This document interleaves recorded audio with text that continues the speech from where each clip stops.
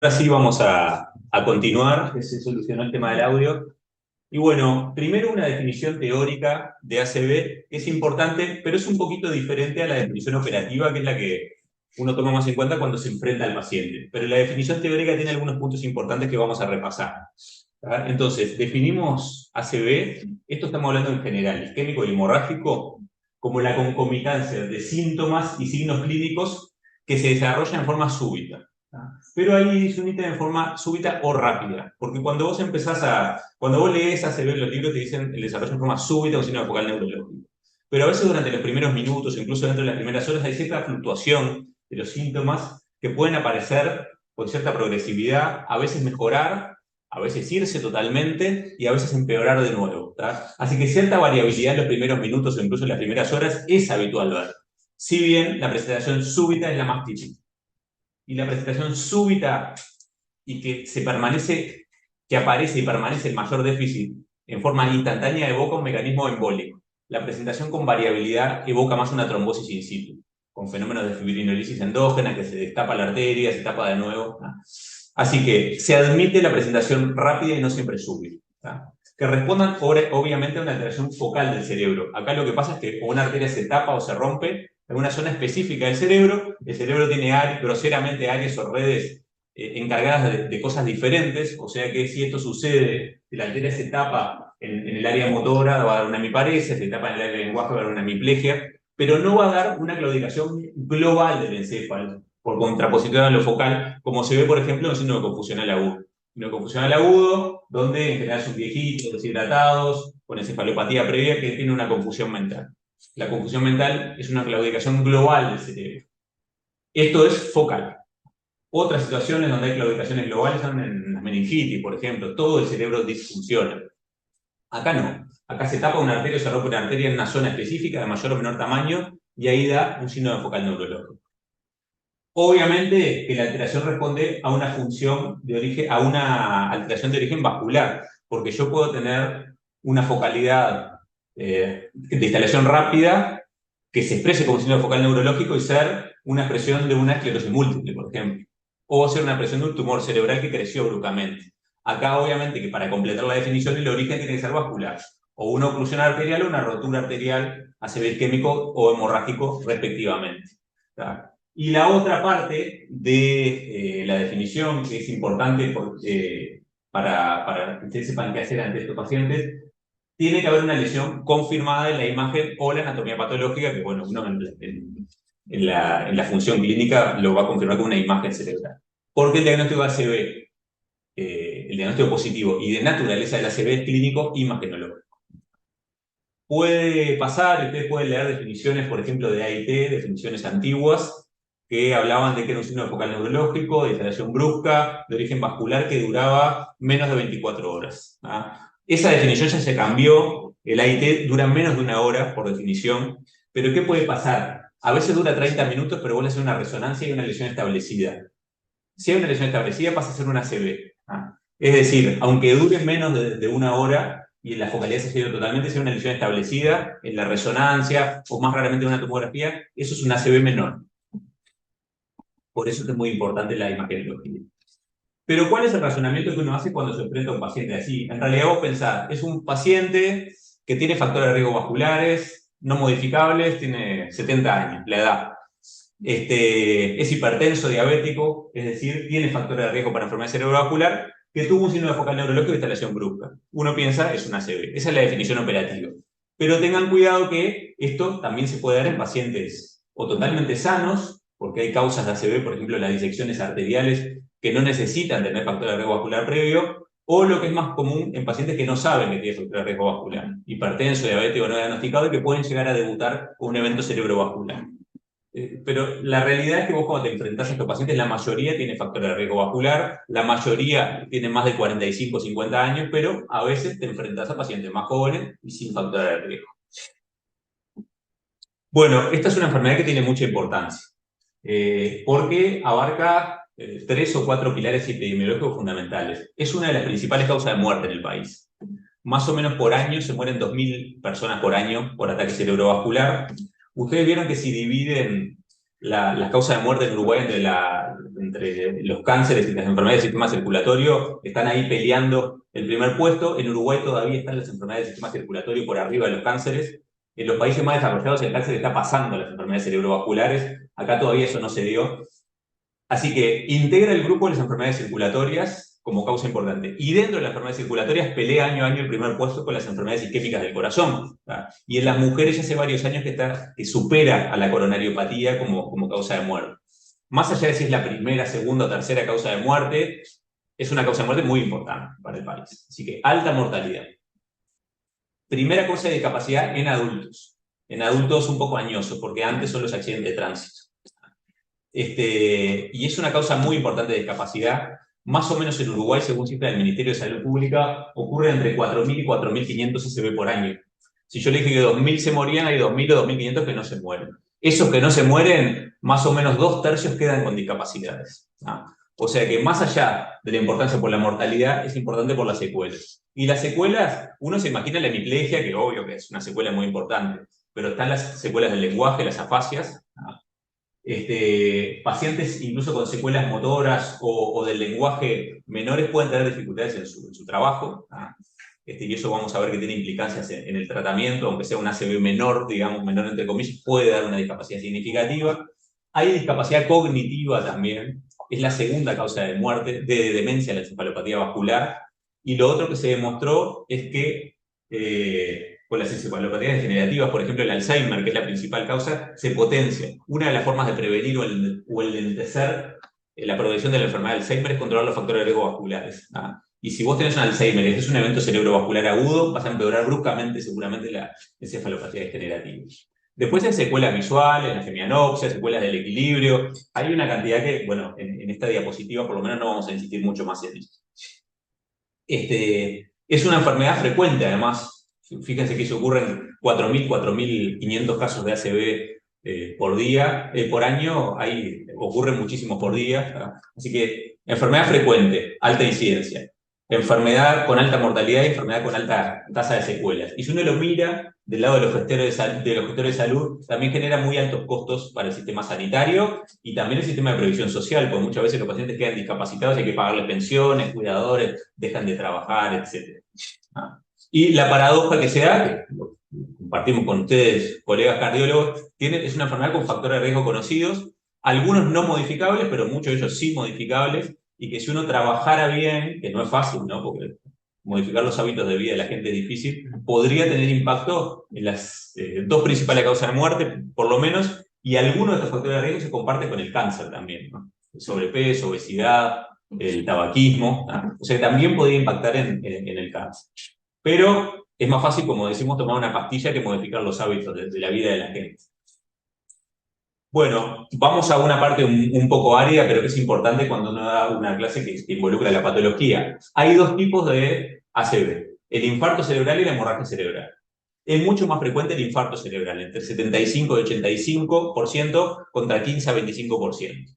Hay un registro en el Hospital de Clínicas que llevamos nosotros de la unidad ACV que nos da más o menos 85-15. Así que nuestro medio acá es 85-15. Puede haber un sesgo de selección porque nosotros somos un hospital un centro de reperfusión, por lo tanto quizás nos derivan preferentemente los ACV isquémicos y menos los hematomas cerebrales.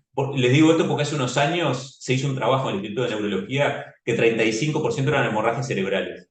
Y ahí lo que había era otro sesgo, que era un centro neuroquirúrgico principalmente, y venían los hematomas. ¿Tá? Así que entre 75 y 85% infartos cerebrales, entre 15 a 25% hemorragias cerebrales. Les quiero hablar primero de las hemorragias cerebrales porque después no vamos a mencionar mucho más, así como que decimos la cosa y después lo sacamos para afuera.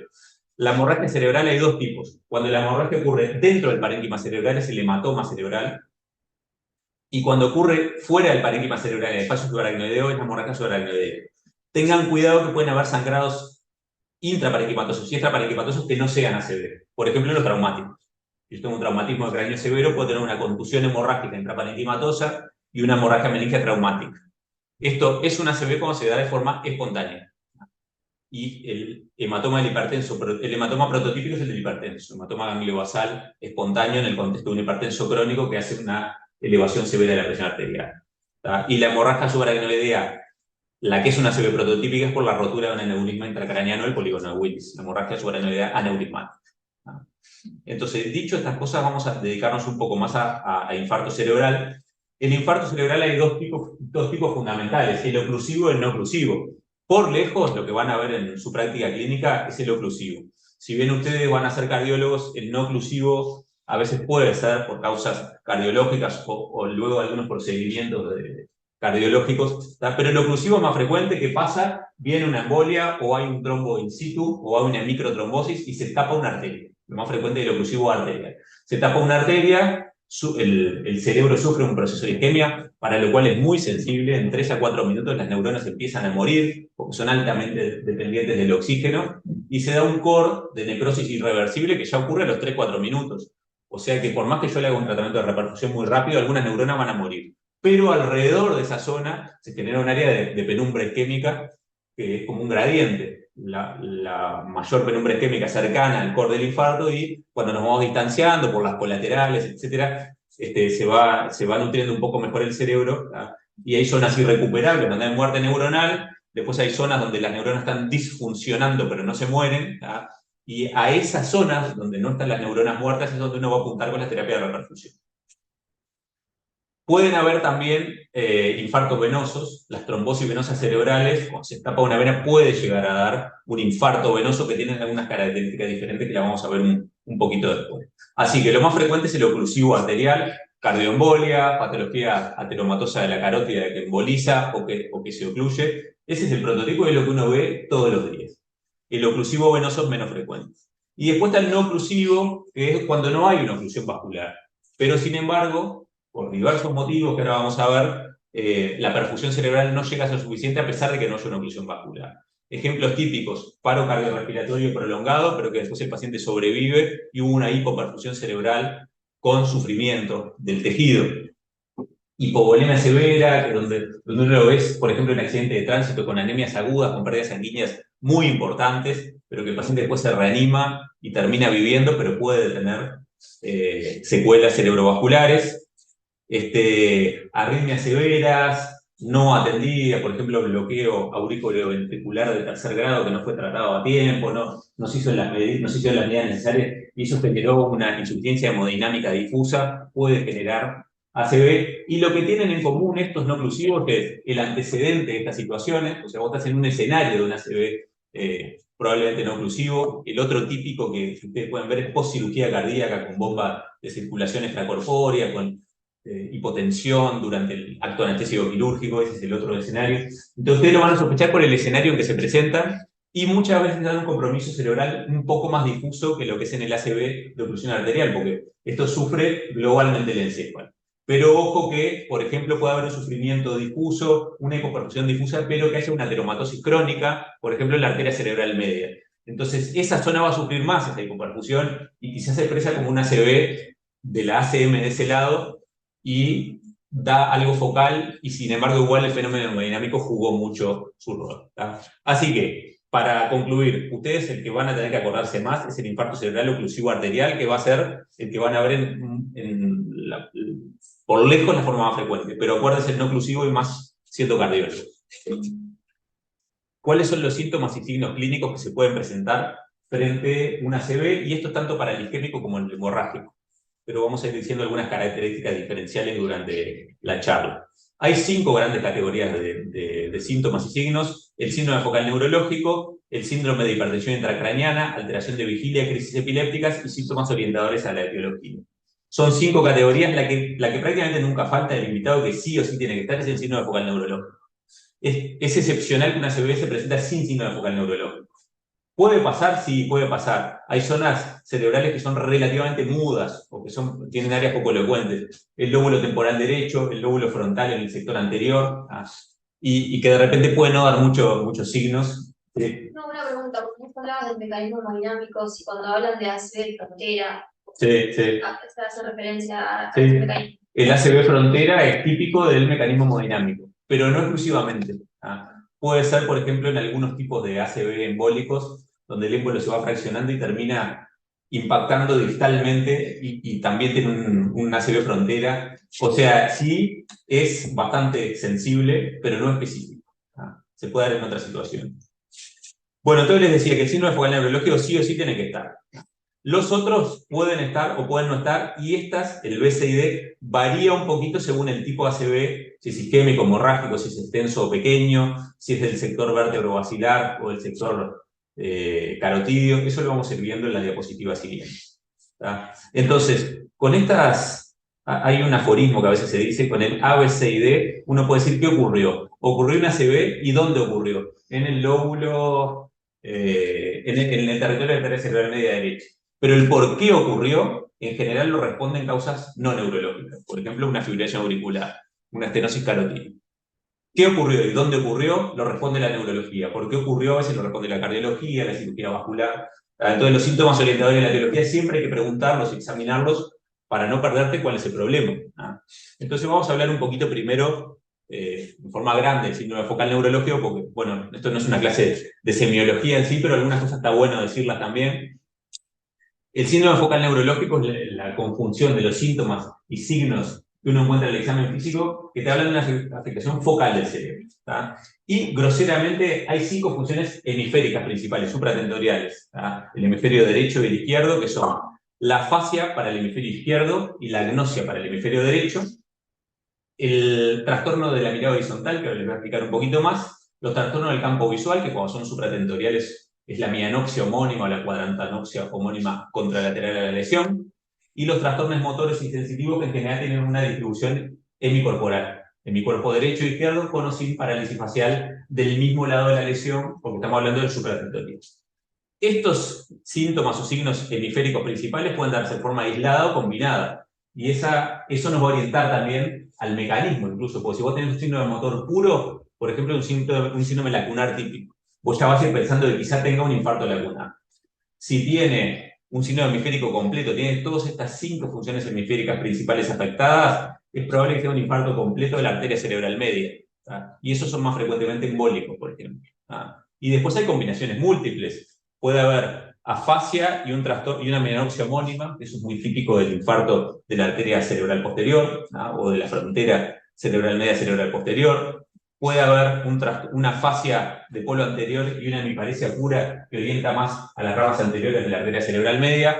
Eso nadie les va a pedir que lo sepan, pero sepan que la combinación de síntomas y signos también te orientan a la topografía vascular y en cierta medida a la causa también. Luego hay funciones infratentoriales principales, que son los trastornos cerebelosos de la coordinación, tanto la ataxia vermiana, vermiana como apendicular, ¿tá? La dismetría, sinergia, adiadoconcinesia, o la ataxia axial, que es el aumento de la base de sustentación. Luego están los trastornos supranucleares de los paracranianos, esto no vamos a insistir, y los síndromes alternos, porque como no es una clase de semiología, y ahora les voy a hablar un poquito de la escala de Nice, los ayuda un poco a sistematizarse y a no tener que aprender todos los síndromes focales de memoria. Entonces, la escala de Nice, a veces les digo a los que son neurólogos, les digo que no le den mucho corte porque tienen que saber el examen neurológico, y el examen neurológico es más que la escala de Nice. Pero los que no son neurólogos lo tienen, para mí, que ver como un aliado, porque en realidad es un examen neurológico estandarizado que te permite no olvidarte de nada. Entonces, lo que uno ve cuando audita, por ejemplo, historias clínicas de por qué no se trombolizaron los pacientes y que el NICE le dio bajo y no era tan bajo, es porque se olvidan de algunas cosas. Se olvidan de la mianopsia, se olvidan de la fascia. A lo que más corte le dan es a la hemiplegia, porque eso todo el mundo se da cuenta. Pero cuando hay una fascia leve, cuando hay una mianopsia, cuando hay una extensión sensitiva, muchas veces no se dieron cuenta. Entonces, si uno usa la escala de Nice, no se va a olvidar de nada. Está probado que si vos la usás y tenés cierto entrenamiento, demoras entre 5 y 7 minutos en hacer un examen neurológico completo. Y si uno ve cuando eran estudiantes, desde que el cuco siempre era la neurología, vos decís, estoy 1 hora examinando al paciente. No, si vos haces esto, velo como una aliada, decir, no vamos a hablar de todo, pero alerta. Hay 2 preguntas que... ¿Está de ojos abiertos? Sí, está alerta. ¿Está de ojos cerrados? ¿Se despierta cuando lo llamo? Sí. Se abre los ojos cuando lo llamo, así que estaba obnubilado, mínimo estímulo visual. No se despierta cuando lo llamo, pero se despierta cuando le hago un estímulo doloroso. Bueno, puntea 2. Y no se despierta porque está en coma, le hago todo, puntea 3. Entonces rápidamente le preguntás, acá dice además el instructivo, ¿no? En esta Preguntá el mes actual y la edad. Si te dice las dos bien, está perfecto. Si ninguna es correcta, 1. Una es correcta, puntea 1. Entonces, así sucesivamente vos vas haciendo todo. Tiene 11 ítems.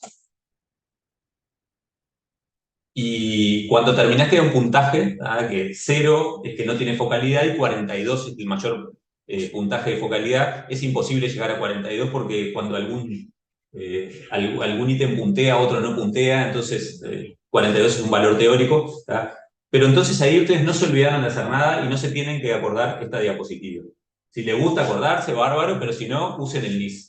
¿Tá? Que el NIS lo encuentren impreso o en el celular. Y de esa forma ustedes pueden clasificar en una escala que no la tienen que saber, pero se las digo porque la pueden escuchar de nosotros, ¿tá? Que es una criteriología clínica. TASI es infarto total de la circulación anterior, por las siglas en inglés. PASI, infarto parcial. LASI, infarto lacunar. POSI, infarto del sector posterior. ¿Tá? Entonces, el TASI es seguramente una oclusión de la cerebral media. El PASI es de alguna rama de la cerebral media. El LASI es un infarto lacunar y el POSI es alguna rama del sector vértebro-basilar o el tronco basilar. Bueno, conceptos importantes para poder después seguir para adelante. Ante un síndrome focal neurológico de instalación brusca o rápida, el diagnóstico más probable es el de un ACV. Sea joven o viejo, lo más probable es que sea un ACV. Pero hay diagnósticos diferenciales que en la literatura anglosajona le llaman ACV mimics o camaleones de ACV. Algunos ACV mimics se excluyen rápidamente por la imagenología. El hematoma subdural se va a ver en la tomografía. Una máscara vascular de un proceso expansivo intracraneano que hubiera pasado desapercibido previamente y de golpe sangró, se expandió rápidamente y se presentó como una focalidad brusca, se va a ver también en la imagenología. Un empuje de esclerosis múltiple capaz que no se ve en la tomografía, pero se va a ver en la resonancia. Entonces algunos mimics se solucionan rápidamente porque ustedes imagen le van a hacer. Otros mimics, como la hipoglicemia, también son fáciles de diagnosticar porque un paciente que llega grave a un área de reanimación con una ACV siempre se le hace un hemoglucotest. Y si no se lo hacían, van a tener que hacérselo porque es un mimic. La hipoglicemia en general no se presenta con focalidad neurológica.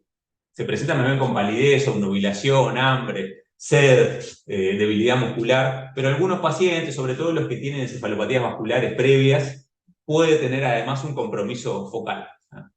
Entonces la van a poder diagnosticar fácilmente. El problema de los mimics son los que no aparecen en la imagen ni en el hemoglucotest, que son más bien de interrogatorio. El aura migrañosa, los cuadros más de origen psicológico o psiquiátrico, los cuadros funcionales, crisis epilépticas con fenómenos de todo prolongado. Entonces ahí uno tiene que abusar un poquito más el interrogatorio. Les quiero decir un par de cosas de estos. Las crisis epilépticas cuando ocurren, en algunos pacientes dejan después como un silencio eléctrico de la zona donde ocurrió la ACV. Entonces, por ejemplo, un paciente que tiene unas clonias del hemicuerpo derecho muy intensas y prolongadas, a veces cuando termina ese episodio queda una paresia por silencio eléctrico. Y esos pacientes a veces no te cuentan muy bien con un fenómeno irritativo previamente, no están seguros si es un trastorno de vigilia, entonces vos no estás seguro. Aura migrañosa. La migraña es un tipo de dolor de cabeza muy frecuente en la población general, que en general da un dolor de cabeza hemicraniano, pulsátil, con náuseas y vómitos, que el paciente tiene que ir a un lugar oscuro, sin ruido, para estar mejor. Y a veces el aura migrañosa la migraña se precede del aura migrañosa. El aura migrañosa más común es la visual. Lo que te cuentan los pacientes es bien diferente a lo que es la mianopsia homónima. Te cuentan más bien un fenómeno positivo, un encandilamiento, una luz, o como algo medio brillante o turbio que no te deja ver a su través, y que en el correr de los minutos se va expandiendo en un campo visual, se va expandiendo, y cuando cesa empieza el dolor de cabeza. Es un fenómeno más bien positivo, irritativo, más de carácter blanco, brillante, que la mianopsia, que el paciente ve negro, y se instala más bruscamente lo vascular. La migraña es como más de una cierta progresividad, y después hay un sello posterior que es la cefalea migrañosa posterior. Puede existir aura migrañosa sin cefalea posterior, pero es rara. Bueno, en los cuadros funcionales hay de todo, ¿no? Desde cuadros que son obvios, que son funcionales porque son insistematizables desde el punto de vista neuroanatómico o neurofisiológico, pero hay a veces que no es tan fácil. Y como la tomografía inicial, el enlace bioquímico puede llegar a ser normal, a veces no es tan fácil. Si uno le pudiera hacer resonancia a todos los pacientes en hiperagudo, podría diferenciarlo, pero no es así. Entonces, la conclusión es que el diagnóstico de ACV y de su naturaleza isquémico hemorrágico es clínico e imagenológico. Y la tomografía, sobre todo, es urgente hacerla. Y les digo más, si están en tiempo de ventana de reperfusión, que la clase que viene el doctor Décima les va a hablar, es de emergencia, porque cada minuto cuenta. Es como tiempo miocardio, tiempo cerebro también. Así que si están en ventana para reperfusión, la tomografía es de emergencia. En Montevideo, en el interior. Porque eso pasaba mucho antes que te decía, no, pero tiene una CBD probablemente isquémico, si vos le haces la tomografía ahora va a ser normal, no va a estar configurado. ¿Por qué no esperamos 24 horas a hacerle que ya esté configurado? Y eso, a veces uno decía, esto pasa en el interior, pero en Montevideo pasa también. Pasaba más antes, ahora pasa menos, pero sigue pasando. Y eso está mal. Hay que hacer una tomografía de cráneo de urgencia o de emergencia que en ventana de terapia de repercusión.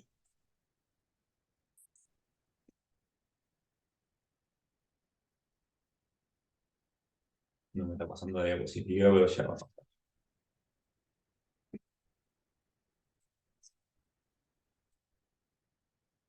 Yo les había puesto otros síntomas, las categorías B, C y D, que era la hipertensión intracraniana, era la B. La hipertensión intracraniana, cefalea, náuseas, vómitos, fotofobia, acusofobia, compromiso de vigilia, etcétera, es más frecuente en la hemorragia cerebral. Ustedes imagínense que el cerebro está contenido en una cavidad inextensible porque está hecha de hueso, que es el cráneo. Y si vos tenés un volumen nuevo en ese tejido inextensible, como puede ser un sangrado intracraniano importante, ahí va a generar hipertensión intracraniana, va a haber cefalea, náuseas, vómitos. No quiere decir que en el infarto cerebral no pueda haber hipertensión intracraniana. En hiperagudo no hay, porque vos se tapa una arteria y no hay nada nuevo. Es más, llega menos sangre. Pero si el infarto es muy extenso o es en la fosa posterior, con el correr de las horas o los días, va a aparecer un edema y ese edema sí es un contenido nuevo, una cavidad inextensible. Así que la hipertensión intracraniana te orienta más o a la hemorragia cerebral si aparece rápidamente o al infarto cerebral cuando aparece más tardíamente y te orienta a que sea extenso también. También es verdad que puede haber hemorragias cerebrales que no den síntomas de hipertensión intracraneal. Muchas veces el hematoma del hipertenso es chiquito, gangliobasal, y no da cefalea, no da náuseas, no da vómitos. Tiene solamente una hemiparesia y vos le haces la tomografía y te lleva la sorpresa que era una hemorragia cerebral. O sea que no son síntomas ni totalmente sensibles ni tampoco específicos. Los trastornos de vigilia se ven más bien también en la hemorragia cerebral, pero ojo que puede ser también, por ejemplo, un infarto de tronco. Ustedes saben que en el tronco está la sustancia reticular activadora ascendente, que es la que nos mantiene despiertos. O sea que si infarta la sustancia reticular activadora ascendente, puede ser hasta un signo de focal neurológico el compromiso de vigilia, porque infartó esa zona específicamente. Crisis epilépticas. Globalmente las crisis epilépticas son poco frecuentes en el ACV, en la fase aguda, ¿no? Pero son más frecuentes también en la hemorragia cerebral. Y sobre todo se involucra en la corteza cerebral. Ustedes saben que la epilepsia es una descarga neuronal hipersincrónica de las neuronas, sobre todo de la corteza cerebral. Y cuanto más cerca esté el problema de la corteza cerebral, más probable que tengan crisis epiléptica. Pero recuerden que globalmente son poco frecuentes y esta poca frecuencia justifica que no haya que hacer antiepilépticos profilácticos ante una ACV. Solamente se dan antiepilépticos si el paciente tuvo una crisis epiléptica, si no, no se dan como preventivo.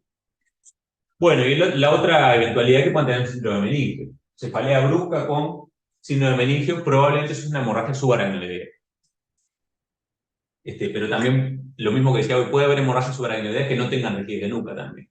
Entonces, tampoco es 100% sensible. Sí es muy específico. Si vos tenés una cefalea brusca, rigidez de nuca, no tenés fiebre, es probable que sea una hemorragia meningio.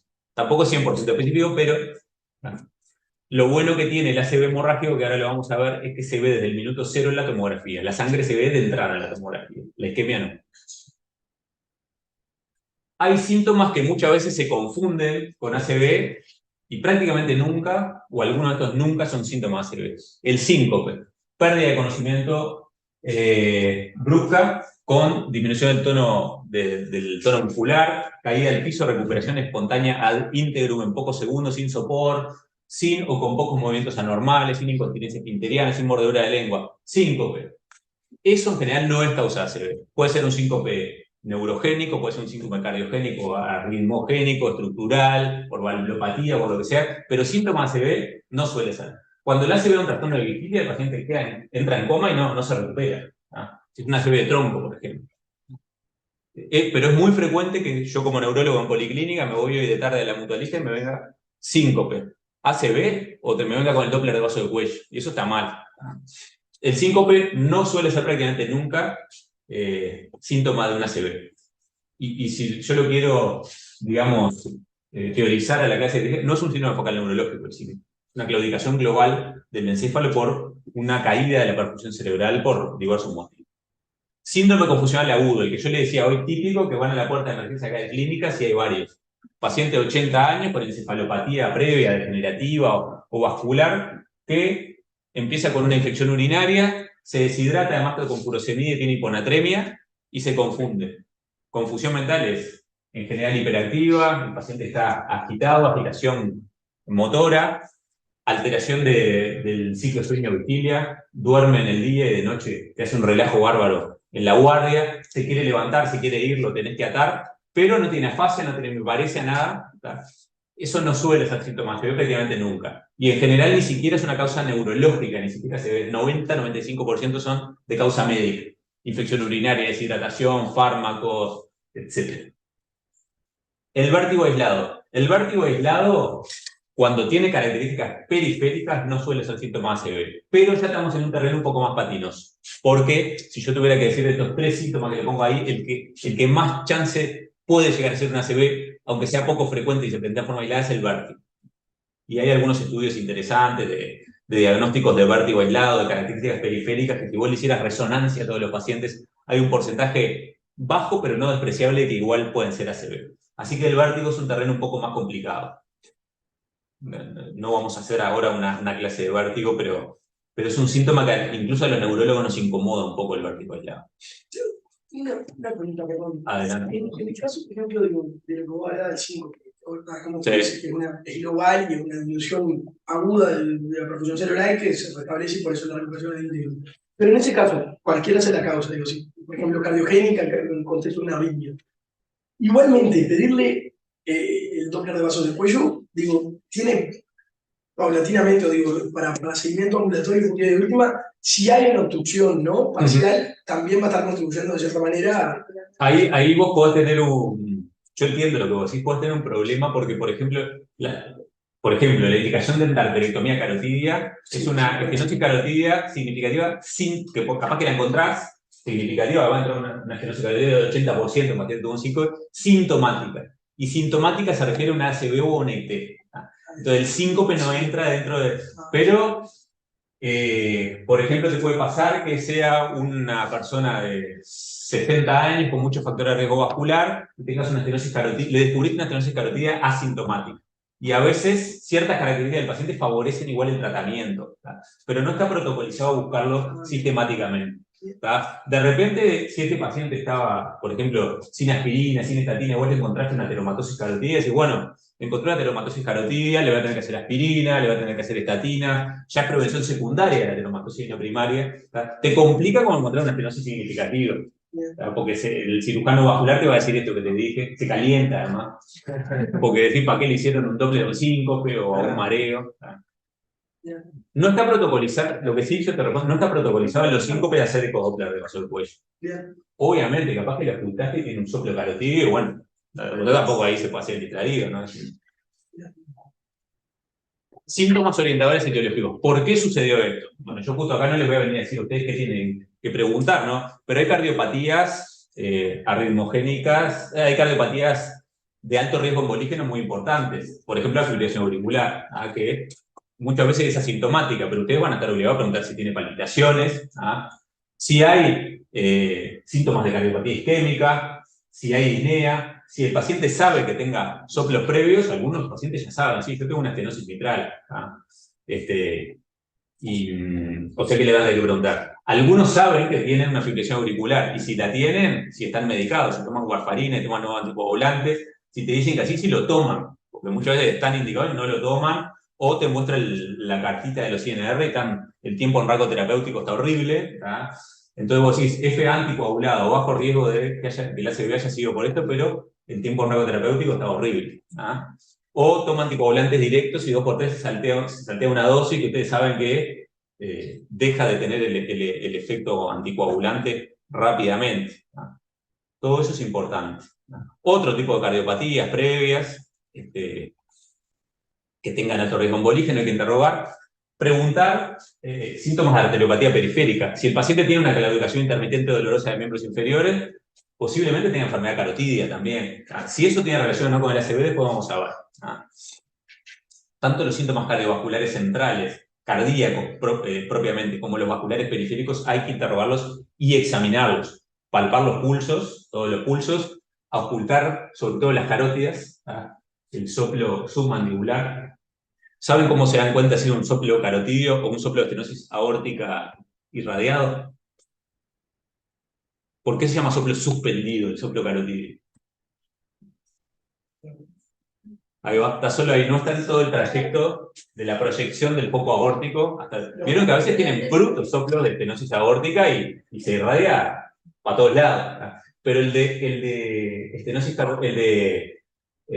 carotidia está como colgado ahí, como suspendido, por eso se llama soplo suspendido. Entonces siempre que encuentran un soplo en la carotidia, vean, ustedes lo van a ver, porque si son cardiólogos y no les apuntan el corazón, lo van a matar. Pero a los neurólogos yo a veces les digo, soplo de estenosis carotidia, escuchá si tiene bruta estenosis aórtica. O puede tener las dos también, ¿no? Por eso llaman soplo suspendido, porque está colgado. ACV o AIT previo. Esto es muy importante no solo por el riesgo, sino, vean ustedes qué importante, si tiene todos los ACV, si tiene 2 o 3 ACV o 2 o 3 AIT precediendo el episodio vascular, si son todos del mismo lado. Si son todos del mismo lado, vos te orienta una patología, por ejemplo, carotidia, que emboliza siempre es del mismo lado. Si son en báscula, tuvo una ACV cerebral media derecha, después una izquierda, en la imagen tiene un ACV viejo en la cerebral posterior, uno sospecha más una embolia más central, cardíaca o aórtica, porque ahí hasta por probabilidad puede ir a diferentes lugares. Entonces siempre el mismo lado, estereotipado, siempre uno sospecha una arteriopatía. En el ACV en el joven, en los más veteranos también hay que preguntar, pero hacer especialmente en los jóvenes, drogas simpático-miméticas sobre todo, cocaína, las pastillas, las anfetaminas, la pasta base, obviamente, que es pasta base de cocaína. La relación del cannabis es controversial, con el ACV todavía no sabemos tanto. Sí parece ser un factor de riesgo de ateromatosis a largo plazo con el consumo crónico, pero no el mecanismo directo como dan los simpáticos miméticos de arritmias, que favorecen la trombosis del vasospasmo, no parece ser tan así. Enfermedad de transmisión sexual. El HIV es un factor de riesgo para ACV por diversos mecanismos. La sífilis también, la neurosífilis puede generar ACV. La migraña, cuando es con aura, es un factor de riesgo para ACV, y sobre todo si hay una combinación de factores, el combo que se llama, o que le decimos nosotros, migraña con aura en mujer peri 40 años que además fuma y toma anticonceptivos. Ese es un combo complicado. Habría que recomendar otro método anticonceptivo diferente en ese caso. Y también se asocia el FOC de migraña. Sí. Bueno, pero ahí nos metemos en un tema. Sí, y hay historias de FOC que se cierran y se va la migraña también. Y hay historias de FOC que se cierran y no se va la migraña. Es difícil. Ya es difícil determinar el rol del FOC en una ACV, que es una patología mucho más frecuente, y la migraña es re complicada. Sí, y hay hipótesis fisiopatológicas también, ¿no? Digo, es verdad. Trombofilias. En los infartos, esto es importante, en los infartos cerebrales arteriales, la trombofilia que tiene relación directa es el SAF. Las otras, las trombofilias genéticas, proteína 20-210A, déficit de proteína C y S, factor 5 Leiden, etc., todas esas que son genéticas más bien, mutación de la metil tetrahidrofolato reductasa también, están más bien vinculados al ACV venoso, a la trombosis venosa cerebral y, bueno, obviamente a la trombosis venosa profunda. Pero el ACV arterial es el SAF. Esto ha tenido idas y venidas. A veces se dice que el déficit de antitrombina 3 y el PAI también pueden tener relación, pero el riesgo establecido es el de SAF. Entonces, ante una ACV arterial que vos sospechás una trombofilia, lo que hay que pedir es SAF. Y en los más añosos el cáncer también, trombofilia arterial adquirida del cáncer. Esfuerzo o dolor cervical, disecciones arteriales. No importa esto, pero es una cosa frecuente en los jóvenes. Antecedentes familiares. El ACV no suele ser una enfermedad hereditaria, por lo menos de herencia mendeliana. Hay muy pocas situaciones. La enfermedad de Fabry, en cardiología también interesa. El CADASIL, que es otra arteriopatía familiar, pero en general no es si bien tiene un componente genético y el tener un familiar o historia cargada familiar de ACV te aumenta un poco el riesgo, es una enfermedad multigénica y donde el ambiente incide muchísimo, ¿no? O hay algunas cardiopatías congénitas que pueden pasar desapercibidas en la niñez y se expresan en la edad adulta, que se pueden expresar como una CB, por ejemplo, la comunicación interauricular. La CIA puede llegar a pasar a bajo ruido. Hemos tenido algunos pacientes acá que se le diagnostica CIA luego de tener una CB isquémico, pero no es tan común. Entonces, la paraclínica va a estar destinada primero, es lo que le decía ahora, confirmar el diagnóstico de ACV si es isquémico o hemorrágico, eso es determinar la naturaleza. Segundo, buscar la etiología para establecer rápidamente una prevención secundaria para que el evento no ocurra de vuelta. Que además, esta búsqueda etiológica, les voy a decir ahora después, pero hay que hacerla rápida porque el mayor riesgo es en los primeros días luego de la acción. Entonces, si vos te tomás todo el tiempo del mundo, capaz que te recurre. Valoración general y prevención y búsqueda de complicaciones. Las vamos a ir desarrollando. La confirmación diagnóstica es con imagen cerebral. Y acá hay una buena noticia, es casi siempre en el manejo hiperagudo suficiente con la tomografía. No se necesita resonancia, por lo menos en la fase hiperaguda, y tampoco se necesita en la gran mayoría de los pacientes para seleccionarlos para el procedimiento de repercusión.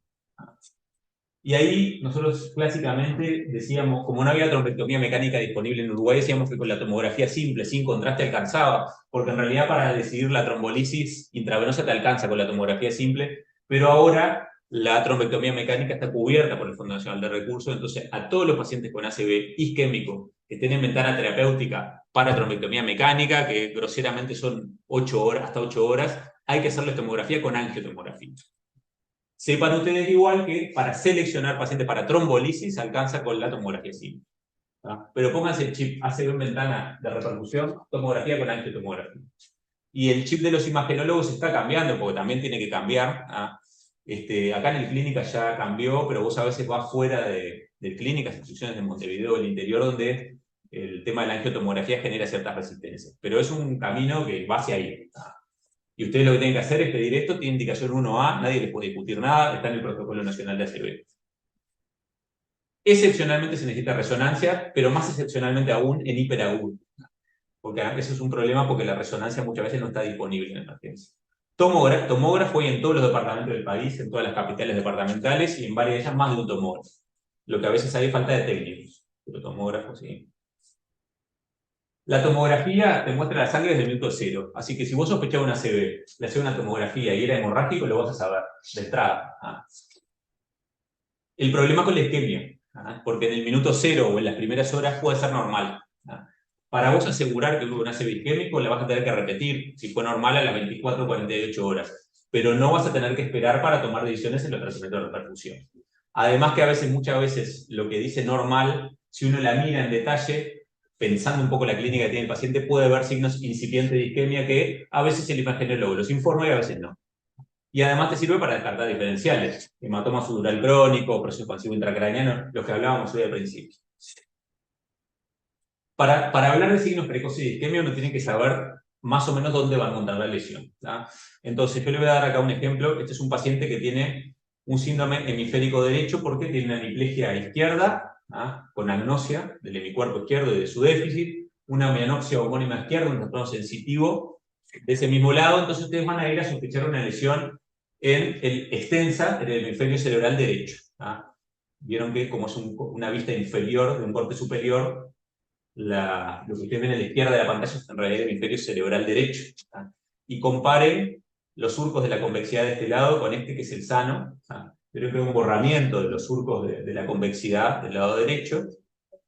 Acá ustedes ven la cápsula interna, que es sustancia blanca, y la sustancia gris, que se ve un poquito más gris. Ven cómo se diferencia ahí. Acá no se diferencia. De este lado está como indistinto.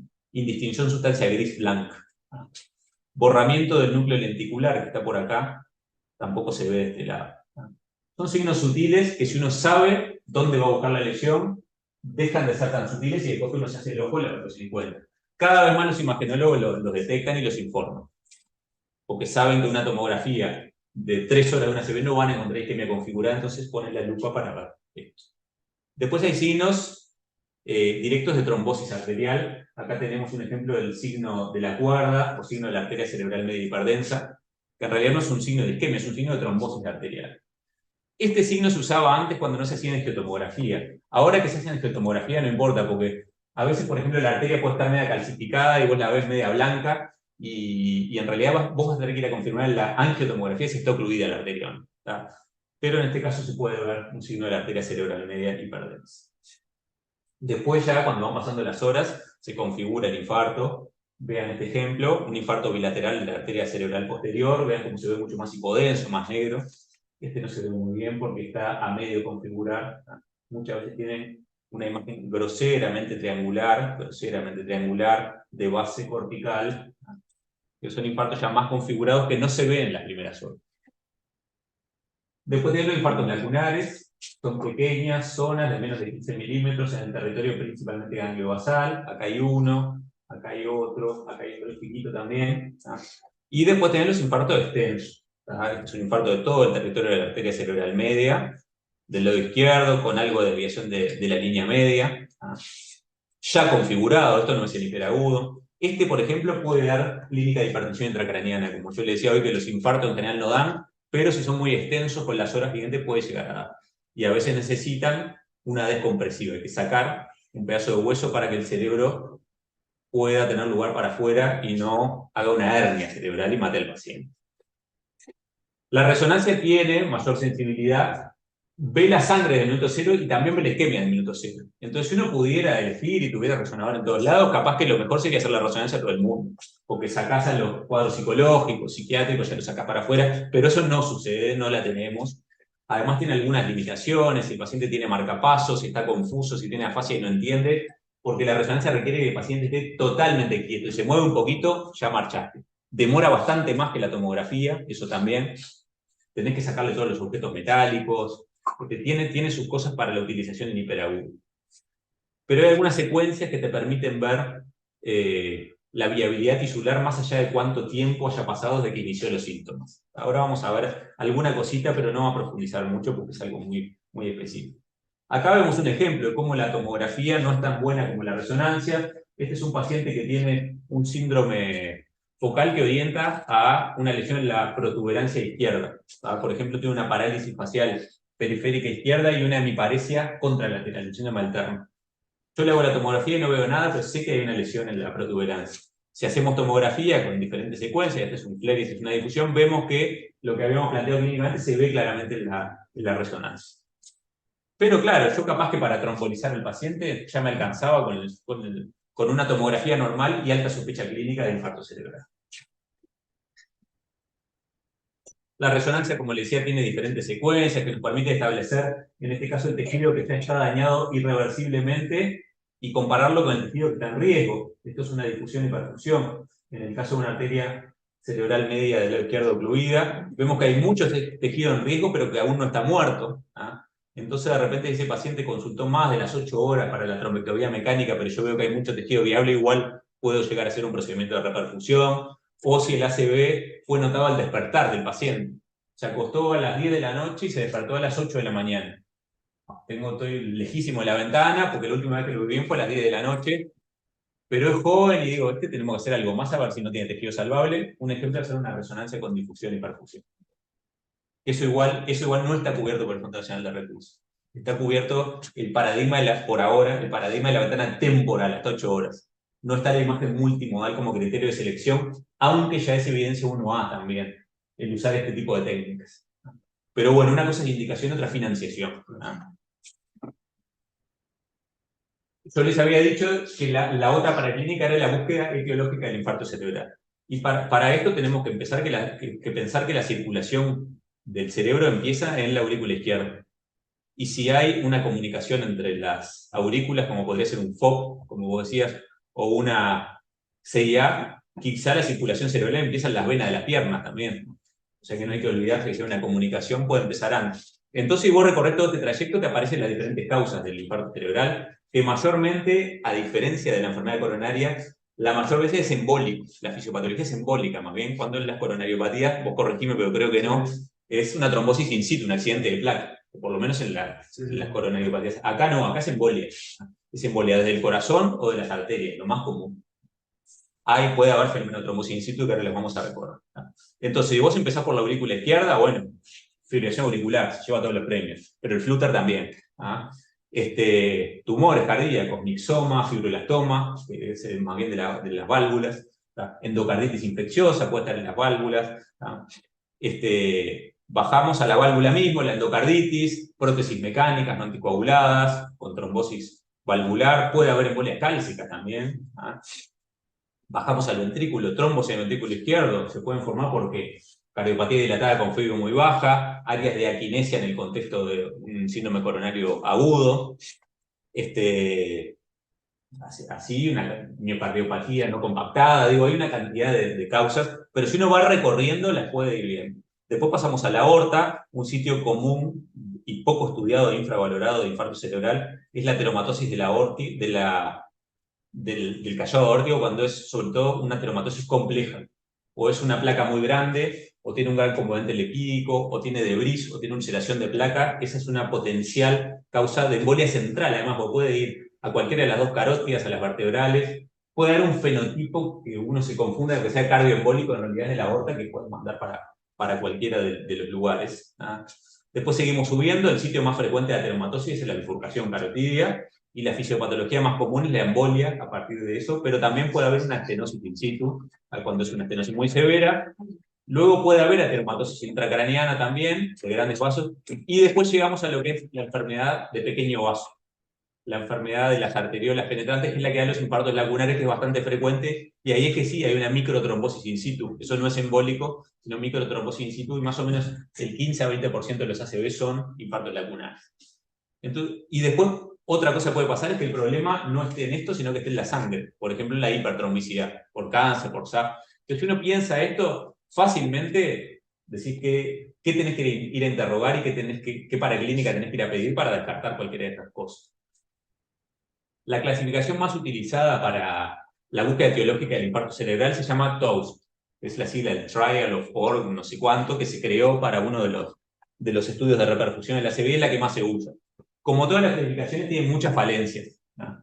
Es muy específica, pero poco sensible, por ejemplo, para ateromatosis de grandes arterias, porque te exige que vos encuentres una estenosis al menos del 50% en la arteria culpable para achacar, por ejemplo, una ateromatosis de grandes arterias. Pero a veces vos le haces el Doppler, que yo hago Doppler también, y encontrás una placa de 30-40%, pero ulcerada, horrible, y tuvo dos AIT del mismo lado y después una ACV. No lo puedo clasificar como todas, como ateromatosis de grandes arterias, pero me juego de cabeza que esto viene de acá, porque además tiene un corazón bastante sano, no tiene una fuente. Entonces, como todas las clasificaciones tienen sus bemoles y dividen las tres causas más frecuentes: ateromatosis de grandes arterias, cardioembolia, enfermedad de pequeño vaso, y después un bolsón, otras etiologías donde están las disecciones arteriales, endocarditis infecciosa lo pone acá, síndrome antifosfolipídico, tumores cardíacos. Y después la causa indeterminada, que aunque parezca mentira, en los centros más avanzados que hacen estudios de arriba abajo para encontrar la causa del ACV, entre el 20 y 40% de los ensayos bioquímicos quedan de etiología indeterminada, a pesar de estudiarse completamente. Esto es una cosa increíble que siempre a uno que se dedica a esto le llamó la atención, pero la verdad que a veces hacer estudios más avanzados no te aporta mucho más en disminuir esa incertidumbre que te queda. A veces parece increíble como a un paciente que se le tapó toda la arteria cerebral media, vos le quedás de arriba abajo y no le encontrás la causa, y pasa. Y pasa. Lo que no puede pasar es que quede la causa indeterminada porque le hiciste los estudios de forma incompleta. Vos tenés que completar cierto algoritmo, yo le voy a decir acá, y si te queda indeterminada a pesar del estudio completo, bueno, están las generales de la ley, y ahí es que te empieza a aparecer un FOP y no sabes qué hacer. Causa indeterminada y FOP. Que el viernes va a haber una discusión de un paciente que...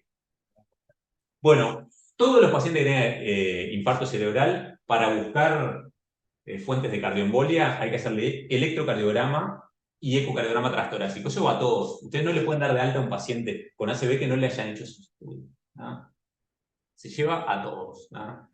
Es verdad que por ejemplo, a veces charlamos, le contamos una fibrilación auricular, ¿qué me va a aportar el ecocardiograma? No me va a cambiar la conducta terapéutica.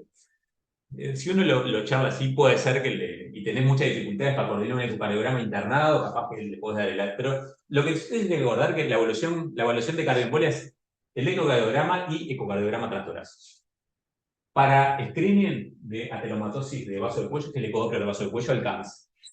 A veces, como ahora estamos haciendo angiotomografía a todos los pacientes y se hace desde el callado aórtico, a veces no tenemos el ecodoppler del vaso del cuello, pero tenemos una angiotomografía, que es un método no invasivo que ve muy bien el vaso del cuello, y podemos llegar a dar el alta si es que no hay una estenosis significativa en la angiotomografía. El ecodoppler, si bien el ecodoppler ve mejor algunos aspectos, pero no nos va a cambiar la conducta, no le vamos a tener que hacer una endarterectomía carotidia, por ejemplo. por lo menos un estudio no invasivo de vaso de cuello hay que hacerle, sea de Doppler o si le hicieron una angiotomografía, siempre que venga del callado aórtico, porque a veces le hace solo intracraneal y no viste los vasos de cuello. Acuérdese del trayecto este que le mostraba. Perfil lipídico hay que solicitarlo precozmente, porque después puede bajar falsamente. ¿Sabes? Si le haces muy tardíamente, todos tienen excelentes perfiles lipídicos, pero por algo tuvieron el ACV. Y después hay estudios que se hacen a pacientes seleccionados, que es imposible decir acá a quiénes le voy a hacer eco transesofágico, pero groseramente son pacientes que vos no diagnosticaste una fuente de cardioembolia por los estudios previos y que pensás que puede llegar a haber una fuente de cardioembolia oculta, pero que además que si la encontrás lo vas a tratar específicamente, porque si vos tenés un viejito de 90 años que tuvo un ulcus gástrico y ya sabés que no lo vas a anticoagular aunque le encuentres una FA o un trombo en el ventrículo izquierdo, ¿para qué vas a avanzar en buscar esas cosas y después no lo vas a anticoagular? Entonces siempre piensen un paso más adelante. ¿Qué pasa si encuentro? Pero si es un paciente joven que tiene todo, no encontraste la causa, bueno, ahí, en eso, por ejemplo, tenés que avanzar en un eco transesofágico. Detección prolongada de eventos arrítmicos paroxísticos, porque si son permanentes lo vas a detectar en el electro. Pero si son paroxísticos, esto te lo podés perder y ahora es la vedette, porque en un momento todavía hay controversia, se pensó que la mayoría de los ACV de etiología indeterminada podían ser FA paroxísticas que no se encontraban. Entonces acuñó un término que se llama ESUS, que por la sigla en inglés es ACV de fenotipo embólico, pero de fuente incierta. En un momento se pensó que la mayoría de esos eventos eran por fibrilación auricular paroxística y si yo los encontraba, me iba a cambiar el tratamiento, porque la FA paroxística también tiene riesgo de embolia, es decir, iba a ir a la anticoagulación. Eso también fue un poco tironeado por la industria farmacéutica, por los nuevos anticoagulantes también, ¿no? Porque de hecho la mayoría de los ensayos clínicos les hicieron esas empresas. Entonces empezó a examinar a esos pacientes y se vio que un porcentaje variable de esos indeterminados tenían FA paroxística, si no, alargaba la detección de eventos. Y ahora, bueno, métodos para alargar la detección, tenemos el Holter de 24 horas que se puede repetir y hacer 24 horas después 24 horas más. Hay detectores de eventos de superficie que te permiten hacer evaluaciones más prolongadas, 72 horas, hay algunos de hasta 3 o 4 semanas, y después están los implantables, subcutáneos, el reveal y eso. Pareciera ser que con vos monitorizar 72 horas o una semana pescás la mayoría de los eventos arrítmicos paroxísticos. Es más, si vos usás los implantables empezás a encontrar algunos ritmos que no sabés si tienen potencial embolígeno y no sabés muy bien qué hacer. Entonces, si vos leés el otro día comentaban un paciente, unos cardiólogos también allá en la Española, parece que es indicación 1A de buscar una detección de por lo menos 72 horas de eventos. Con 72 horas estaría más o menos bien. Si vos lees las guías de la AJA, te dice que para vos decir que, de la AJA Stroke, que para vos decir que un ACV criptogenético tendrías que hacer una detección de eventos de un mes. Eso en Uruguay es impracticable, porque ocurren 4.500 ACV, una cantidad importante que hay detectada, no le podés hacer monitorización. Pero en pacientes que ustedes sospechen que tengan riesgo de FA paroxística, tengan la aurícula dilatada, que tengan marcadores electrocardiográficos de enfermedad auricular, que tengan infartos bilaterales, o sea que vos te evoquen un infarto de origen cardioembólico, pregúntense si no valdría la pena monitorizarlo un poquito más al paciente para ver si encontramos una FA paroxística. Después hay otros métodos no invasivos de detección de ateromatosis carotídea, angiotomografía, angioresonancia, está la arteriografía, pero esas son decisiones que se toman en conjunto con el neurólogo y el cirujano vascular. Y en pacientes seleccionados, en los que vos sospechás patología protrombótica, se pueden pedir estudios protrombóticos. Si es arterial, solo pidan SAF, no pidan toda la otra chorrera de trombofilias congénitas, genéticas, perdón. Este es un ejemplo de Doppler de vaso de cuello, carótida común, carótida externa, carótida interna, este es un ecodoppler color normal. Resonancia, solo para ver cómo se ve, una estenosis severa de la arteria cerebral media. Esta también es en los vasos de cuello, se ve ahí media pixelada. Esta es una arteriografía de vaso de cuello con una grosera ateromatosis carotidia, con un pasaje filiforme de contraste. Esto seguro tiene más del 70%, y es importante, no está ocluida aparentemente. Y después hay una cosa que lo agregué específicamente para esta clase, que es el ACV en el contexto de los procedimientos cardiológicos intervencionistas o con procedimientos cardiológicos diagnósticos, nomás que hicimos un trabajo hace un tiempo. Es algo que en realidad es poco frecuente, pero si uno trabaja en un centro de hemodinamia, cada tanto lo va a ver. Es poco frecuente, pero sucede. ¿Y quiénes lo ven? Ustedes. Y nosotros también, ¿no? De repente para un médico general esto no le interesa tanto, pero a ustedes me parece que sí.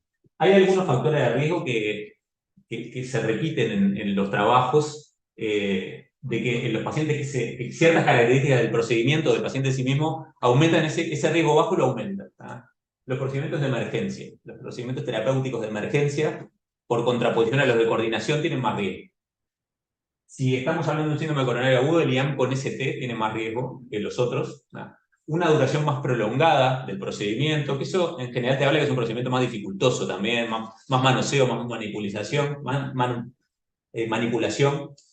La utilización de más cantidad de contraste también, la presencia de insuficiencia renal en el paciente, el ACV previo o la necesidad de aspiración, porque ahí pueden aparecer el factor de las embolias aéreas o que en la aspiración se te vaya un trombo, por ejemplo, de la coronaria para arriba. Esos son factores de riesgo que uno puede ver ya en el procedimiento. Si sucedieron, tienen más riesgo. Y las etiologías no siempre están vinculadas al propio procedimiento. El procedimiento en sí puede tener embolias porque haya rascado un poco una placa de aorta cuando pasás la guía o los catéteres. Pueden ir embolias aéreas, se te puede llegar a disecar una vertebral, más raramente una carótida, etc. Esos pueden estar vinculados al procedimiento. Son cosas que pasan, al que no le pasa porque no los hace. Pero a veces también son etiologías vinculadas a la patología de base. Un IAM con aquinesia y trombo en el ventrículo izquierdo, capaz que justo te hace la embolia post-procedimiento. Puede haber FA post-procedimiento, o un paciente con FA permanente que justo te haga la embolia. No siempre están vinculadas al procedimiento en sí mismo. Cuanto más cercano, si es intraprocedimiento, cuanto más cercano el procedimiento haya sido, más chance de que haya estado vinculado directamente. Cuanto más alejada, más chance de que esté jugando la patología cardíaca de base. Y bueno, una mención especial, porque ahí sí es más frecuente, pero no me quiero meter mucho, es el ACV en el contexto de la STABI, ¿no? Pero eso es incluso el mecanismo de protección, me parece que eso no da para meterse, pero ahí también el ACV es una patología que puede ocurrir. Y acá hay ciertas particularidades en el tratamiento de reperfusión que yo no les voy a hablar por Rodrigo, les voy a hablar en la clase que viene, pero recuerden que son pacientes que, por ejemplo, están con heparina, doble antiagregados. Uno siempre va a sospechar un ACV isquémico, pero ojo, pueden tener una hemorragia cerebral también. Siempre hay que hacer un estudio de imagen. En el angiógrafo nuevo de acá, por ejemplo, se puede hacer tomografía de cráneo en el angiógrafo, donde vos podés descartar una hemorragia como complicación. Igual la gran mayoría son ACV isquémicos también, la gran mayoría. Hemos visto alguno hemorrágico, yo por lo menos vi fuera de acá, pero te diría que la gran mayoría son isquémicos. Y ahí tenés que ver, si está con heparina y doble antiagregado, la trombolisis sistémica es más complicada, porque el riesgo de hemorragia intracraniana puede estar, y capaz que uno se iría a la trombectomía mecánica. Pero claro, si vos no encontraste una oclusión de gran vaso, también, ¿qué vas a ir a destapar? Si la trombolisis surge de vuelta, y hemos hecho algunos tratamientos, pero tiene una punción arterial en un sitio, es compresible, pero ya sangra bastante. Imagínense si lo trombolizan también. O sea que tiene sus bemoles el tratamiento de reproducción. Hemos tenido algunos casos acá. En general, y esto le digo, y creo que si uno lo revisa es así, los fenómenos cerebrovasculares agudos que se ven en el contexto de los procedimientos cardíacos son ACV leves, en general son leves, por suerte. No suelen ser ACV muy severos. Les cuento una anécdota de uno que vimos hace un tiempo acá, no sé si vos estabas, una paciente que tuvo una trombosis de una válvula mecánica y que lo estaban trombolizando, vos estabas, y hizo un infarto carotidio, pero marchó bien al final, hizo un infarto carotidio y se hizo trombectomía mecánica y... Bueno, pero vos en ese momento mi duda fue si parar con la... ¿Sí? Con la trombolisis. Yo hubiera seguido, no sé qué hiciste vos. Sí, porque bueno, se disuelva lo de arriba también. Si te fue el balde, que se vaya a la cadena. Pero no sabía si les iba a complicar. No, está bien. Además, esa gurisa, si no me acuerdo mal, una particularidad que tuvo es que se le tapó la carótida, primero tuvo una focalidad, después mejoró. Sí, lo hizo enfrente de nosotros, o sea, mientras estábamos haciendo epidemisis en la válvula, claro, instala la hemorragia y queda fásica, después revierte por... ¿Qué momento? Pensamos que se había disuelto, sí. Y después lo vuelve a instalar. Porque ahí yo siempre les digo a los gurises, embromando, ¿no? Si ustedes tienen que elegir, ¿usted prefiere que se le tape la carótida interna o que se le tape la cerebral media? Y es mejor que se tape la carótida interna, aunque sea un vaso más grande, porque arriba tenés el polígono de Willy, que por lo menos te deja contar. Entonces era una paciente joven, se ve que el polígono aguantó, pero llegó un momento que terminó claudicando o embolizó más distalmente. Pero se hizo trombectomía y marchó bárbaro ese paciente. Sí. No me acuerdo si le hizo Jaume o... Se le hizo Jaume. Se le hizo Jaume. Sí. Pero bueno, son cosas que pasan, es lo que decimos. si no te pasa nunca porque no haces mucha cosa, porque digo, o sea, Sí, igual después revisando el protocolo de fibrinolisis para trombosis de válvulas mecánicas, nos apuramos. Lo hicimos demasiado rápido y eso se ve que indicó más. sí, puede ser, sí. Y eso también se habla que puede llegar a suceder en el contexto de un infarto agudo de miocardio que además tiene una ACV, que puede disgregar un trombo al ventrículo izquierdo y hacer fenómenos embólicos, no solo neurológicos, sino también renales, síndrome de dedos azules, etc. Pero bueno, particularidades que se pueden dar en el caso de ustedes que son o van a ser cardiólogos. Pueden haber situaciones que de repente no están tanto en los libros, pero que ocurren. El tratamiento les va a hablar mañana no, la semana que viene creo que es Rodrigo, pero yo les quiero enfatizar que ahora es una emergencia neurológica, que hay evidencia 1A para que estos pacientes de ventana se trasladen a centros de ACV, preparados para manejo de ACV, con igual prioridad que un IAM o un politraumatizado grave. No hay que iniciar, por ejemplo, aspirina sin estar seguro si es sistémico con una tomografía. Eso se ve todavía. Tiene una focalidad neurológica sin cefalea ni vómito, no tiene reactividad de nuca, le voy dando una aspirina en el camino. Y a veces le agarran porque puede ser un hematoma subdural, puede ser un hematoma intraparenquimatoso. Hay que tener la confirmación imagenológica antes de empezar ningún tratamiento. Lo primero, cuando vos te enfrentas a una ACV, lo primero que tenés que pensar es, ¿está en ventana para repercusión o no? Porque es lo más urgente. Obviamente que el ABC, ¿no? La vía aérea, eso obviamente, no es solo la repercusión, pero después de eso, de asegurada, las funciones vitales básicas es candidato a no reperfusión y globalmente eso por lo menos en Uruguay actualmente, es por un criterio temporal. Trombolisis hasta 4 horas y media y trombectomía mecánica hasta 6 u 8 horas. Eso no les voy a hablar ahora, porque se les va a hablar Rodrigo en una clase especial, pero sí hay algunos cuidados que uno puede hacer en lo que nosotros le llamamos unidad ACV, pero son cuidados que no son tan complicados pero a pesar de no ser complicados, después no se hacen fuera de lo que es la unidad ACV, que es tratar de modificar los agravantes del área de penumbra isquémica. Eso es el manejo adecuado de la presión arterial. Recuerden que un paciente con infarto cerebral no se baja la presión arterial, salvo que esté más de 220, 120, o que, bueno, haya síntomas de emergencia hipertensiva, ¿no? Si tiene una disección aguda de aorta y una CVE, obviamente que se la van a bajar igual. Pero si no, que es la gran mayoría, no se baja si no sobrepasa un umbral de 220-120. Salvo que se haya trombolizado, que ahí sos un poco menos tolerante, pero igual no tanto, ¿viste? Hasta 185, 105 tolerás y si no después se lo bajás. El control de la oxemia, el paciente si satura menos del 95% hay que ponerle oxígeno. La glicemia hay que controlarla cada 6 horas en glucotés a todos los pacientes, sean o no diabéticos, porque la hiperglicemia empeora el área de penumbra isquémica, genera acidosis, porque la glucosa se metaboliza en anaerobiosis, se genera ácido láctico y genera más daño. Entonces hay que hacerla cada 6 horas y corregirla si está alta.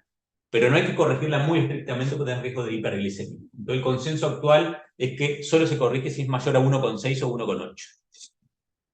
Obviamente que además vas a ver si no tiene hipoglicemia, que es muy deleteria también. La hipertermia también por sí misma agrava el área de penumbra isquémica, entonces hay que tomar la temperatura cada 6 horas y si hay hipertermia, dar antipiréticos y además buscar la causa, que en general es infecciosa. Neumonía, infección urinaria, y tratarla. El ion enemigo del ACV extenso es la hiponatremia, porque la hiponatremia genera edema cerebral y puede hacer que un paciente tenga un ACV extenso, tenga más edema y se muera por herniación, la hiponatremia. Y después están las complicaciones médicas, que uno las dice así, pero en realidad es la causa más frecuente de muerte. La neumonía, la infección urinaria, la infección de las úlceras por presión, después complicaciones trombóticas, TBP-TEP, es muy frecuente. Cuando las vías venosas, cuando la sonda vesical, si se la colocaron, ya sea innecesaria, hay que retirarla lo más rápido posible. Tratar de no ponerlas, y si la pusieron, tratar de sacarla lo antes posible. Y la neumonía merece una mención especial. Yo creo que en el infarto de miocardio pasa lo mismo, es medio frecuente la neumonía también, ¿no? ¿O no tanto? Sí, no tanto. Es algo en un infarto grave, ¿no? En el ACV es muy frecuente porque el ACV muchas veces da disfagia, la disfagia neurogénica, disfagia paradojal, y muchas veces el familiar le da de comer al paciente, aunque tenga indicación de que no coma. En las primeras horas no hay que darle de comer hasta no hacer un test de disfagia y estar seguro de que el paciente no tose cuando traga, no le vuelven los líquidos que le diste por la nariz, que no tiene estridor laríngeo cuando traga, o si tenés saturómetro que no desatura el tragar. Esos son los ítems que hay que mirar, y si el paciente traga bien, recién ahí le pueden dar de comer, los primeros días dar semisólidos. El paciente neurológico tolera mejor, lo que más tolera es los semisólidos, y lo que peor tolera son los líquidos. En las primeras horas, en general, en la unidad suspendemos la vía oral, sí hay que hidratarlo, ¿no? Porque de hambre no te morís en las primeras horas, pero de deshidratación sí. Y la hidratación es con suero fisiológico. Si usted le dan suero glucosado, le pueden generar hiperglicemia. Y para prevenir la TBPT, si apenas pueda movilizarlo, hay algo que es de muy bajo riesgo de sangrado, que es las botas de compresión neumática intermitente, que habría que propender su uso, pero no tenemos en general y son caras. Y después está el tema de la heparina. La heparina de bajo peso molecular, como en todo, en medicina hay que tener una balanza de riesgo de transformación hemorrágica y riesgo de trombosis. Pero yo tengo un paciente con ACV que tiene hemiplegia, el riesgo de trombosis es muy alto. Y si es un infarto cerebral, si se necesita, se puede hacer heparina de bajo peso a dosis de isocoagulación desde el primer día. Si se trombolizó o no, después Rodrigo les va a comentar bien, las primeras 24 horas no hay que dar ningún tipo de antitrombótico. Pero si no, se puede usar y es seguro. Es seguro.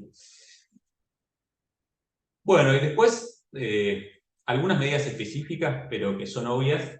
Todos los pacientes con infarto cerebral, las primeras 24 horas tienen que empezar a recibir aspirina, ¿no? Desde el primer día, salvo que se hayan trombolizado, que hay que esperar 24 horas para empezar cualquier tipo de antitrombótico. Si bien, teóricamente, con 50 miligramos de aspirina ya se encuentra el mayor efecto antitrombótico, en general, en agudo das 325 o 500 miligramos de aspirina. Para asegurar un efecto antiagregante. Esto yo les digo, ¿qué pasa si el ACV fue cardioembólico? Pero claro, vos no lo vas a... ACV por FA, tiene las carretillas sanas, el primer día le vas a dar aspirina, pues no lo vas a anticoagular del primer día. Vos lo vas a anticoagular como prevención secundaria. La anticoagulación no es el tratamiento para destapar la arteria en el ACV hiperagudo, es la prevención secundaria a largo plazo. Entonces vos tenés que... Importa la indicación de anticoagulación o no, si es un ACV cardioembólico, pero también importa el timing. ¿Cuándo empiezo la anticoagulación? Y ahí, si el paciente tiene clara indicación de anticoagulación, una FA, un trombo en el ventrículo izquierdo, o tiene un síndrome antifosfolipídico, que haya que anticoagularlo también, ahí el timing está discutido. Hay bajo nivel de evidencia para esto que les voy a decir ahora, pero es normalmente lo que se hace, es que si es un ACV chico y sin transformación hemorrágica, a las 48 o 72 horas ya se puede empezar la prevención secundaria con anticoagulación. Si es un infarto grande o tuvo transformación hemorrágica, hay que esperar 7 a 10 días, repetir la tomografía y recién ahí se puede empezar la anticoagulación.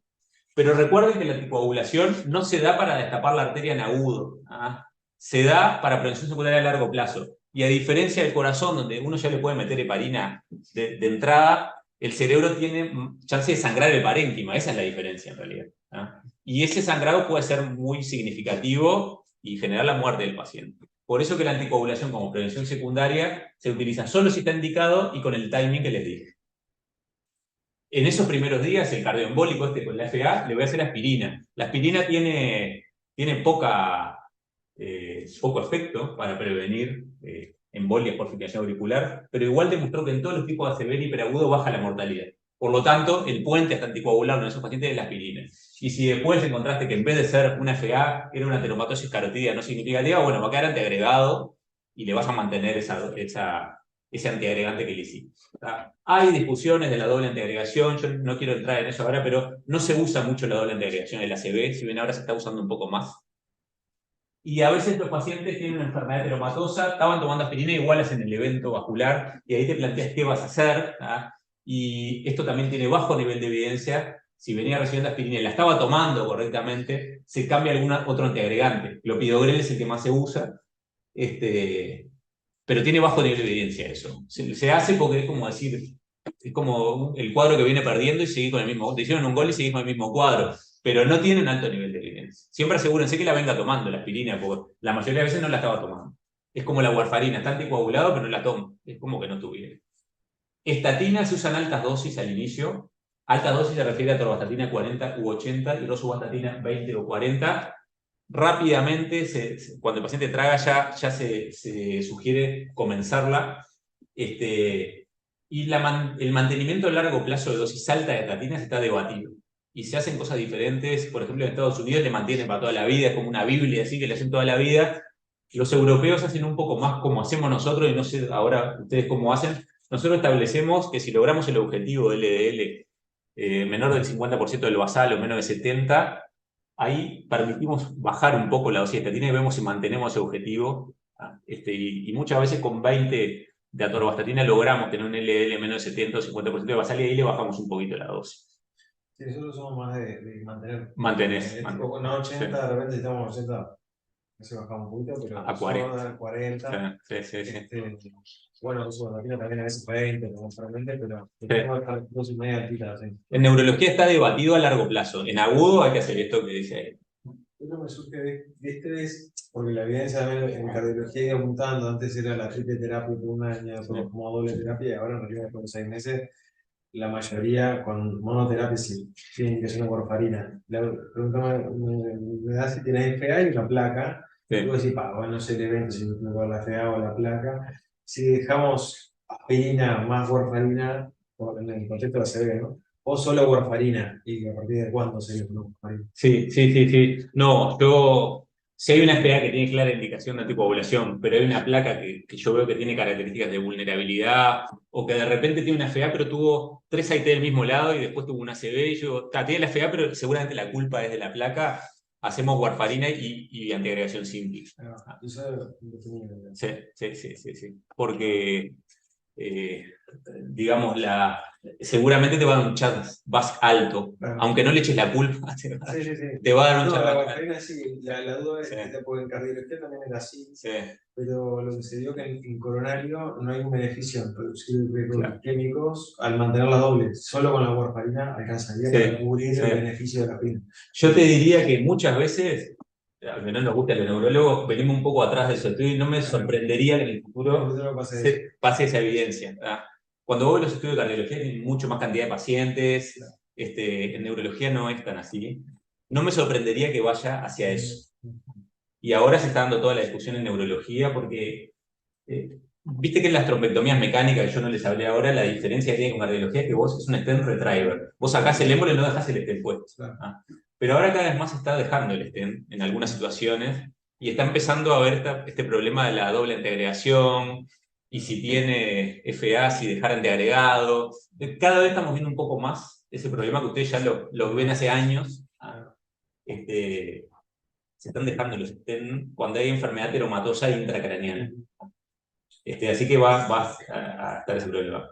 Esto es un mundo para discutir, no lo quiero discutir acá. Y después la prevención secundaria a largo plazo, no se la voy a decir a ustedes. Sí, en el ACV, los que se anticoagulan a largo plazo son los ACV cardioembólicos que tengan indicación de coagulación o el síndrome antifosfolipídico también. Acá está un poco el timing de lo que les decía hoy, de cuándo empezar la anticoagulación. Los que no son cardioembólicos ni protrombóticos se antiagregan a largo plazo. Y lo otro que tienen que ver en eso es si tiene indicación de hacer una cirugía carotidia.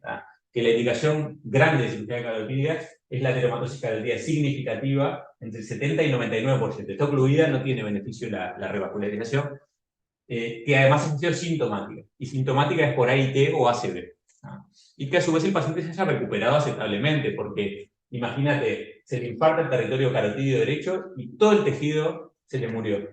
¿Qué tenés para salvar? Tenés que poner un poquito en la balanza, meter un poco de cabeza a ver si vale la pena o no. La cirugía, si se decide cirugía, tiene que ser lo más precoz posible porque la mayor cantidad de recurrencias son en los primeros días. En los ACV menores o los AIT se recomienda que a las 48 horas ya tenga que estar operado, eso generalmente no se cumple. Y si es un ACV mayor, esperar entre 7 y 15 días. Va a depender mucho. Los ACV mayores tienen muchas complicaciones infecciosas, no es tan fácil operarlo en ese plazo. Y por ahora, la endarterectomía carotidia, es decir, la solución quirúrgica, es mejor en cuanto al riesgo de ACV perioperatoria comparado con los stents carotidios. Pero los stents carotidios tienen un rol en que tienen menos riesgo de IAM periprocedimiento comparado con la endarterectomía carotidia. Entonces ahí hay un nicho de los pacientes que son candidatos a revascularización coronaria y carotidia simultánea, pero es una cosa que se está dilucidando. No se suelen operar placas asintomáticas, cada vez más las estenosis carotidas asintomáticas, y más aún con los tratamientos médicos intensivos modernos, se ve que hay que tratar de no operarlas. Igual a veces uno ve que se terminan operando con bajo nivel de evidencia. Bueno, nada más. Si hay preguntas. Adelante. Estoy acá. Dale, dale. Sí, no tiene mucho que ver con este tema, pero nosotros recibimos muchos paros reanimados, o recibimos paros reanimados. Y la verdad que nos centramos más en la parte cardiovascular, pero en lo neurológico no hacemos mucha cosa pensando en capaz que existe una intervención que pongas en las primeras horas que prevenga un poco la discusión no sistémica o que mejore de repente un poco el pronóstico de ese paciente. Se ha estudiado mucho la neuroprotección en el paro cardiorrespiratorio, en los accidentes de tránsito. En general, globalmente las medidas de neuroprotección han fallado. Millones de drogas se utilizaron. La hipotermia, lo que pasa es que la hipotermia tenés que tener una logística, la hipotermia controlada tiene que tener una logística importante, no está exenta de complicaciones, no es fácil lograr una hipotermia. Sí es seguro que la normotermia mejora el control de la glis. Esta medida que yo les dije, unidad ACV, en el contexto de un paro, suman porque áreas de isquemia que de repente están disfuncionando las neuronas y no están muertas pueden... ¿Y mantener un umbral de presión alta o pensar? Y bueno, depende un poco del paciente. Si es un paciente muy joven que no tiene ateromatosis, no tiene mucho sentido. No está demostrado, por lo menos. No hay selectividad con vasopresores tampoco que le vayan a mejorar uno sobre otro. Sí, yo te diría de usar los menores vasoconstrictores posibles, pero es por intuición, mirá que no hay. Y después está todo el tema de el pronóstico posparo, ¿no? Ese es otro gran. Cuando se estabiliza lo cardiovascular, se empieza a ir toda esa borrasca cardíaca, que es lo que le da el riesgo de vida, pero después el paciente no se despierta. Claro. O tiene funciones vegetativas mínimas, pero no responde a estímulos externos. Y ahí es difícil también, como regla general no hay que apurarse a hacer pronósticos. Si bien el pronóstico neurológico post-paro cardiorrespiratorio es bastante peor que el post-politraumatizado. El post-politraumatizado a veces te sorprende. El post-paro cardiorrespiratorio que marcha muy mal los primeros días es raro que te sorprenda. Y la familia te pide un pronóstico. ¿Cuál es el pronóstico? ¿Cuál es el pronóstico? Y otra cosa que nosotros hacemos es que el segundo o tercer día que no se despierta tendemos a tomografiarlo. No sé si aporta algo en realidad. Te aporta, sí, te aporta porque vos podés ver si hay... lo ideal sería una resonancia igual, porque la tomografía a veces te ve áreas de edema de la corteza. Hay zonas que sufren más del cerebro que otras. Globalmente la sustancia gris sufre más que la sustancia blanca, pero todo lo que es corteza, ganglios basales y cerebelo sufren bastante. A veces la tomografía ya ves que la corteza está hinchada, tumefacta, pero se ve mejor en la resonancia. Y sí, es un factor que te aporta para el pronóstico. Si vos tenés una extensa necrosis laminar cortical o gangliosal, es peor pronóstico. Incluso hay escalas pronunciadas que incluyen la resonancia, incluyen algunos estudios de neurofisiología, onda N20 se usa bastante. Y el Doppler de la cerebral media no. Sí, bueno, sí, pero sobre todo para muerte, para paro cardiocirculatorio cerebral es el término correcto. Pero te aportas. Pero igual te aporta, ¿no? Porque yo hago también Doppler. Si hay un paro circulatorio cerebral, uno puede decir que el paciente está muerto, por lo menos legalmente. Pero si vos tenés velocidades muy bajas en el Doppler transcraniano que no cumplan los criterios de paro cardiocirculatorio, seguramente es peor, paro circulatorio cerebral, pero seguramente es peor que si no lo tiene. Y a veces tenés al revés, hiperemia compensatoria. Sí. Bueno, muchas gracias. Bueno, a ustedes.